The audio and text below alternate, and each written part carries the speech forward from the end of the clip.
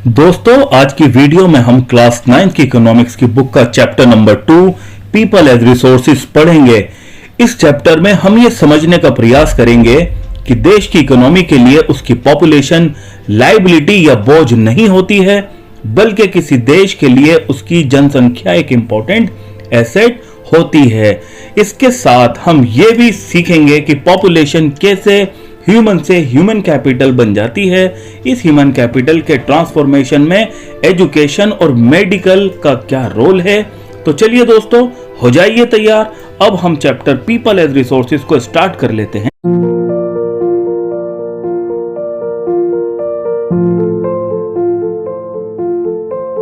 People as resource actually एक तरीका है जिसमें देश की वर्किंग पीपल उनकी प्रोडक्टिव स्किल्स एंड एबिलिटीज को एक्सप्रेस किया जाता है।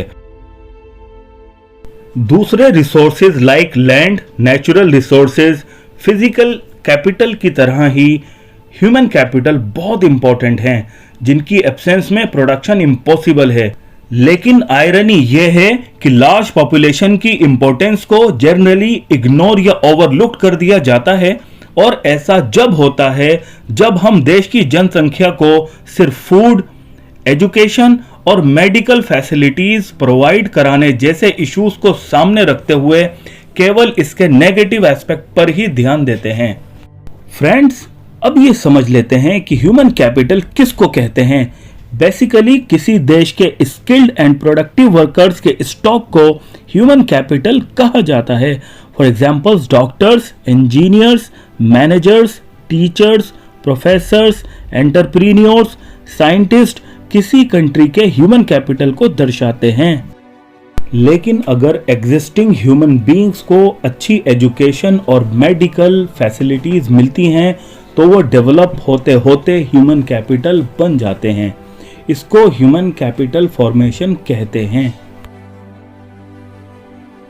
इंडिया में भी पॉपुलेशन को काफी सालों तक बोझ समझा जाता रहा है, जबकि यह जरूरी नहीं है कि एक बड़ी जनसंख्या बोझ हो। अगर proper and sufficient education and medical facilities मिलती रहें और लेटेस्ट टेक्नोलॉजी का यूज होता रहे तो इंडस्ट्रियल एंड एग्रीकल्चरल प्रोडक्शन को कई गुना बढ़ाया जा सकता है।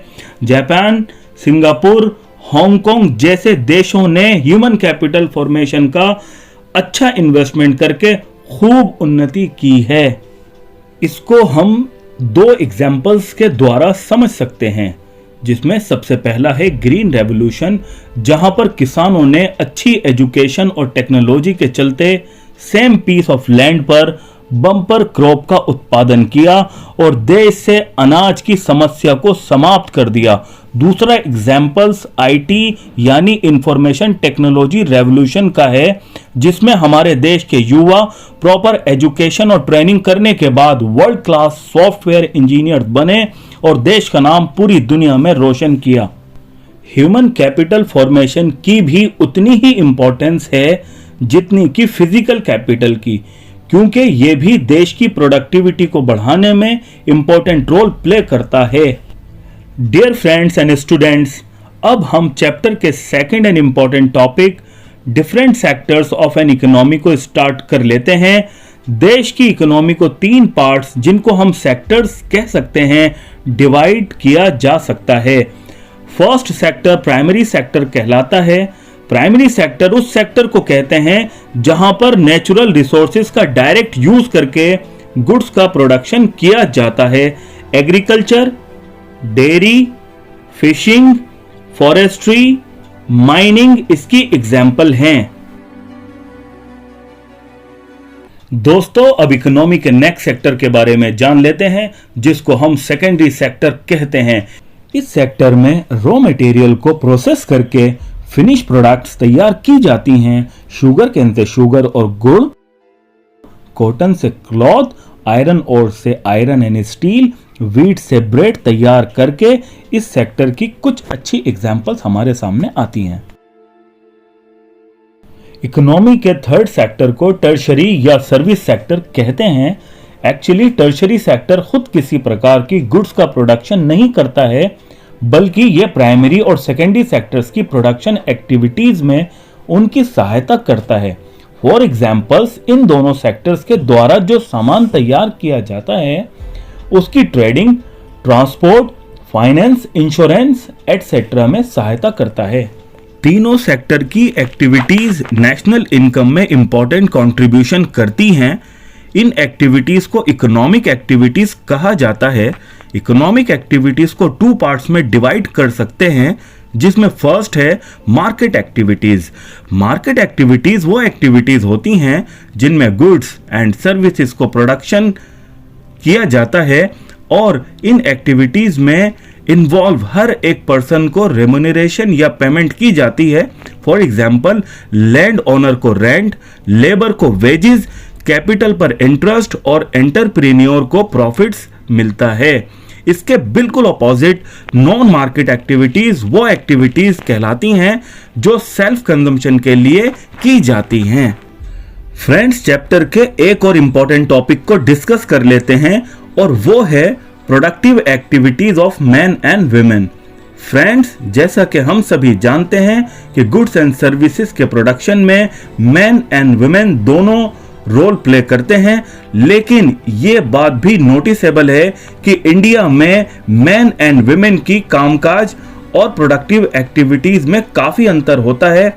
लेकिन जनरली लेडीज घर में काम करती हैं, जैसे खाना बनाना, बर्तन साफ करना, कपड़े धोना और बच्चों की देखभाल करना एटसेट्रा, जबकि मैन खेतों में काम करते हैं, फसल तैयार करते हैं और फिर उसको मार्केट में बेचकर रकम हासिल करते हैं, जिससे वो अपना घर चलाते हैं। जबकि वुमेन को उनकी सर्विसेज जो वो अपनी फैमिली की अपब्रिंगिंग के लिए देती हैं, उसकी कोई पेमेंट नहीं की जाती है और ना ही वुमेन के द्वारा किए गए हाउस होल्ड वर्क को नेशनल इनकम में शामिल किया जाता है। इसके बिल्कुल अपोजिट कुछ women fish, grocery, fruits and vegetables etcetera को सेल करके इनकम हासिल करती हैं।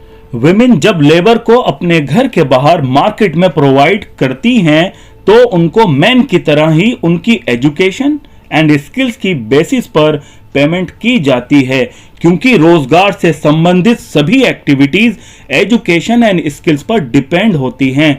वुमेन को एजुकेशन की कम अपॉर्चुनिटीज और लोअर स्किल्स के चलते मर्दों के कंपैरिजन में कम वेजेस पर काम मिलता है और कई जगह तो उन्हें अनसिक्योर्ड जॉब मिलती हैं। इन अनऑर्गेनाइज सेक्टर में जॉब इरेगुलर और लो इनकम वाली होती हैं।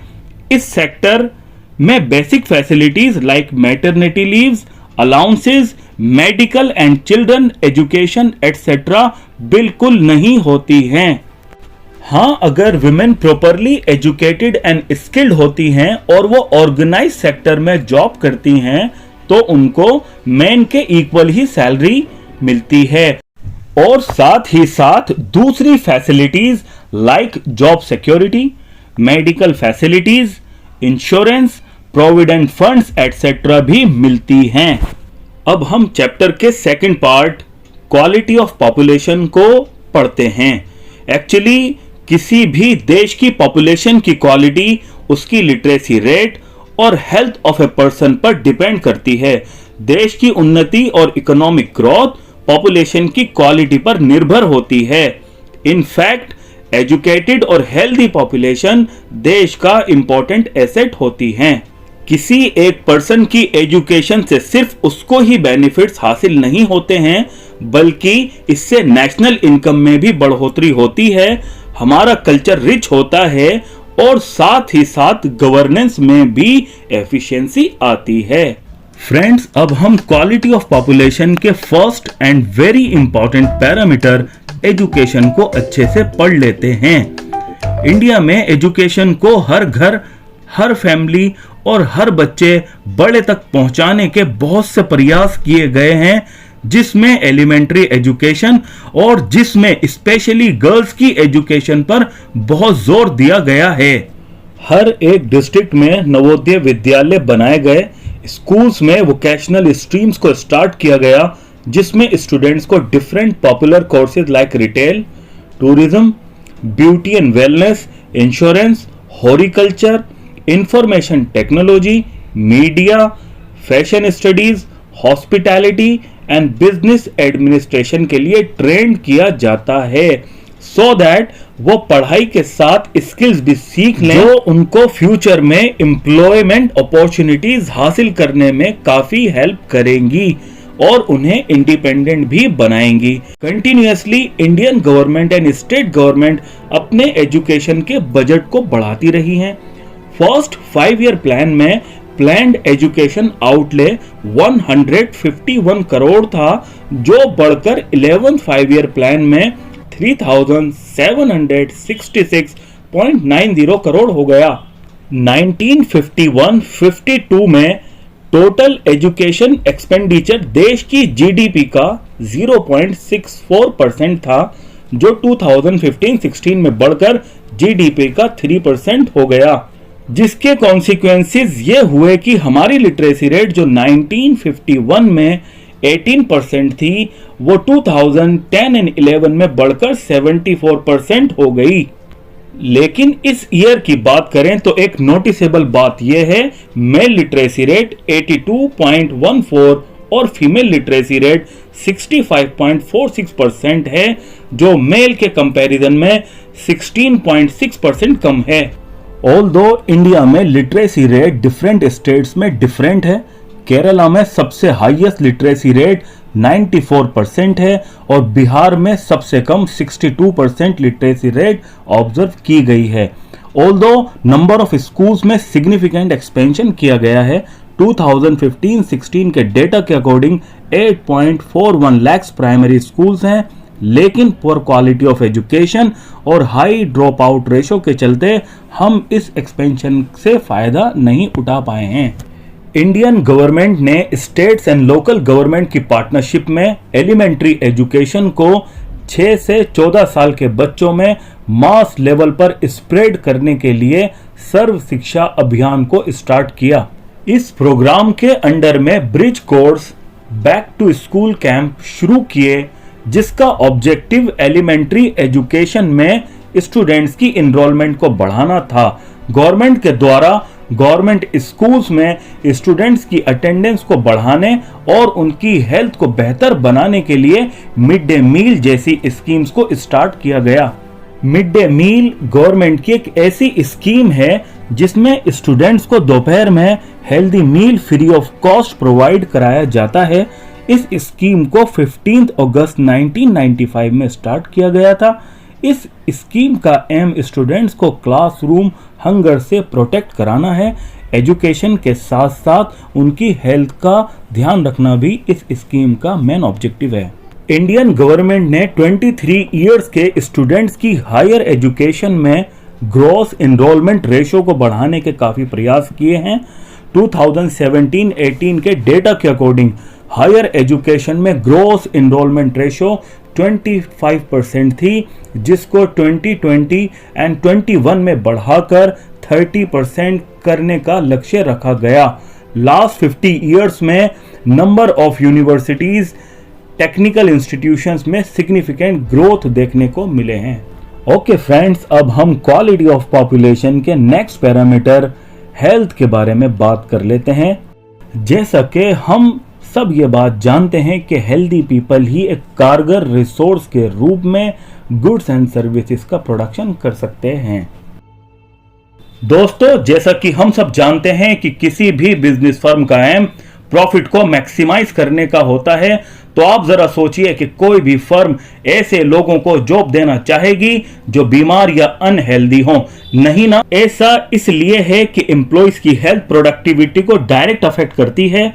बीमार लोगों के कंपैरिजन में हेल्दी एम्प्लॉइज ज्यादा प्रोडक्टिविटी कर सकते हैं और जिससे फर्म अपने प्रॉफिट को भी मैक्सिमाइज कर सकती है। जबकि एक अनहेल्दी पर्सन किसी भी ऑर्गेनाइजेशन के लिए बोझ बना रहता है। इसलिए पॉपुलेशन की हेल्थ की देखभाल करना गवर्नमेंट का प्राइम ऑब्जेक्टिव होता है। दैट इज व्हाई हमारी नेशनल हेल्थ पॉलिसी का एम समाज के गरीब लोगों के लिए अच्छी मेडिकल फैसिलिटीज, फैमिली वेलफेयर और न्यूट्रिशनल फूड्स को एक्सेसिबल बनाना है। लास्ट 5 डिकेड्स में हमने एक ब्रॉड हेल्थ इंफ्रास्ट्रक्चर तैयार कर लिया है, जिसके कारण हम प्राइमरी, सेकेंडरी और टर्शरी सेक्टर की मैन पावर रिक्वायरमेंट को भी पूरा कर पाए हैं। तो चलिए दोस्तों, अब हम चैप्टर के last but very important topic unemployment को स्टार्ट कर लेते हैं। बेसिकली अनएम्प्लॉयमेंट उस सिचुएशन को कहते हैं जब लोग मार्केट वेज रेट पर काम करना चाहते हो पर उनको काम या जॉब नहीं मिल पाती है। इंडिया में रूरल एंड अर्बन अनएम्प्लॉयमेंट देखने को मिल जाएगा, ऑल्दो दोनों रूरल एंड अर्बन अनएम्प्लॉयमेंट का नेचर काफी डिफरेंट है। रूरल एरियाज में हमें 2 टाइप्स ऑफ अनएम्प्लॉयमेंट देखने को मिलते हैं। फर्स्ट रूरल अनएम्प्लॉयमेंट की टाइप है सीजनल अनएम्प्लॉयमेंट और सेकंड टाइप ऑफ अनएम्प्लॉयमेंट है डिस्गाइज्ड अनएम्प्लॉयमेंट। सो फ्रेंड्स, अब वन बाय वन दोनों को समझ लेते हैं। सीजनल अनएम्प्लॉयमेंट वो सिचुएशन है जब विलेजेस में वर्कर्स को ईयर्स के कुछ मंथ्स में जॉब या काम नहीं मिल पाता है।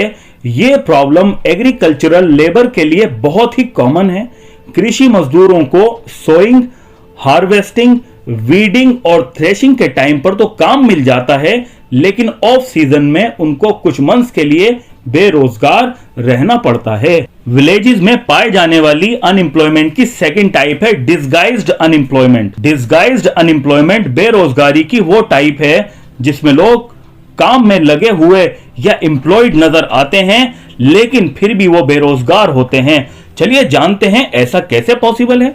ये सिचुएशन मोस्टली आपको विलेजेस में उन फैमिलीज में देखने को मिलेगी जो फैमिलीज एग्रीकल्चर एक्टिविटीज में इंगेज्ड हैं। डिस्गाइज्ड अनएम्प्लॉयमेंट बेसिकली वो सिचुएशन है जब किसी वर्क या जॉब को रिक्वायरमेंट से ज्यादा वर्कर्स परफॉर्म करते हैं। फॉर एग्जाम्पल, किसी खेत में 10 वर्कर्स काम कर रहे हैं जबकि उस खेत पर खेतीबाड़ी करने के लिए 6 लेबर की जरूरत है। तो ये जो 4 यूनिट्स ऑफ लेबर हैं बेसिकली डिस्गाइज्ड अनएम्प्लॉयमेंट के शिकार हैं। अब हम शहरों या अर्बन एरियाज के अनएम्प्लॉयमेंट की बात कर लेते हैं। शहरों में बेरोजगारी की सबसे कॉमन टाइप एजुकेटेड अनएम्प्लॉयमेंट है। अर्बन एरियाज में बहुत सारे यूथ जो 10th, 12th, ग्रेजुएशन और पोस्ट ग्रेजुएशन किए हुए हैं लेकिन इनको भी जॉब नहीं मिल पा रही है। एक स्टडी से ऐसे फैक्ट सामने आए हैं कि graduate and post graduate youth में मैट्रिकुलस या 10th क्लास पास के कंपैरिजन में अनएम्प्लॉयमेंट ज्यादा रेट से बढ़ा है। इंडिया में मैन पावर को लेकर एक यूनिक फीचर देखने को मिलता है और वो ये है कि कुछ वर्क कैटेगरीज में तो मैन पावर सरप्लस है तो कुछ कैटेगरीज में शॉर्टेज देखने को मिलती है। एक साइड तो टेक्निकली क्वालिफाइड पर्संस में अनएम्प्लॉयमेंट देखने को मिलता है but at the same time economic development के लिए हमें टेक्निकल स्किल्स की बहुत ज्यादा नीड है। अनएम्प्लॉयमेंट मैन पावर रिसोर्सेज के वेस्टेज की प्रॉब्लम का बड़ा रीजन है। देश के ह्यूमन रिसोर्स एसेट से लायबिलिटी बन जाते हैं। आजकल देश में यूथ में अनएम्प्लॉयमेंट के चलते स्ट्रेस और होपलेसनेस कॉमन है। लोगों के पास इतना पैसा भी नहीं है कि वो अपनी और अपनी फैमिली की नीड्स को पूरा कर सकें। काम करने वाली पॉपुलेशन पर अनएम्प्लॉयड लोगों का बर्डन बढ़ता जा रहा है जिससे लोगों का स्टैंडर्ड ऑफ लिविंग और सोसाइटी बुरी तरह प्रभावित हो रहे हैं। जब बेरोजगारी के चलते कम इनकम के साथ लोगों को अपना गुजारा करना पड़ता है तो उनकी हेल्थ और एजुकेशन पर काफी बुरा प्रभाव पड़ता है। कुछ लोग पूरे साल काम करते हुए नजर आते हैं बट इनकी इनकम और पोटेंशियल के अकॉर्डिंग ये काम मुनासिब या एडिक्वेट नहीं होता है। पुअर पीपल मजबूरी के चलते अपनी फैमिली की नीड्स को पूरा करने के लिए अपने पोटेंशियल से नीचे के काम भी कर लेते हैं और उनकी इन एक्टिविटीज से उनका हार्डली गुजारा ही हो पाता है।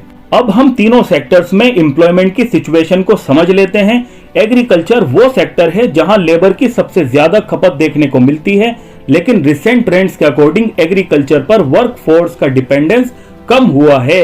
डिस्गाइज्ड अनएम्प्लॉयमेंट के चलते सरप्लस लेबर सेकेंडरी और टर्शरी सेक्टर में शिफ्ट हो गई है। सेकेंडरी सेक्टर में स्मॉल स्केल इंडस्ट्रीज भी मोस्ट लेबर बेस्ड इंडस्ट्रीज हैं जिसमें लेबर्स की अच्छी खासी नीड होती है।